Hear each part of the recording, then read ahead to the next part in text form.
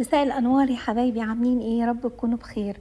النهارده هنعمل مع بعض مربى العنب. واحنا طبعا متعودين مربى يعني فراوله يعني تين. تحس ان البلح كده والعنب حاجه عزيزه كده، حاجه بنت ناس. النهارده بقى المربى اللي معانا كده مربى بنت ناس كده ومن عيله محترمه. هنعمل مع بعض مربى العنب. بصوا حبايبي، انا جبت الكميه بتاعتي كانت كيلو وربع من العنب. تمام. دوقي العنبايه بتاعتك لو مسكره.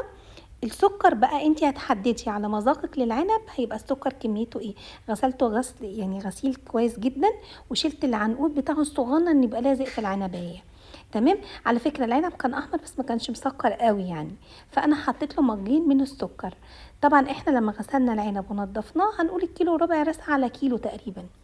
تمام. انا بصراحه نسيت اوزن، لو انت عندك ميزان اوزنيه. تمام يا حبيبتي. بصوا حطينا العنب وحطينا عليه مجين السكر وسيبيه شويه. اللقطه دي ما بانتش معاكي، سيبيه كده مثلا ساعتين. انت هتلاقي العنب والميه والسكر تفاعلوا مع بعض ونزلوا نسبه ميه. هتحطيه على النار. تمام. هتلاقي نسبة المية بتاعته كتير، ما تقلقيش ما تخافيش يعني، عادي عيشي حياتك. هتنزلي عليهم بعصرة نص ليمونة او ليمونة، لو ليمونة صغيرة انزلي عليه. تمام. على فكرة انا حطيت لون احمر لان العنب هتلاقوا المربى حمراء، انا حطيت لون احمر. هتفضلي تسوي فيها هي لحد ما تاخد الشكل ده بالظبط.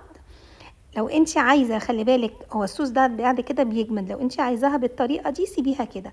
انا سبتها غلت تاني لحد ما بقت بالشكل ده. تمام.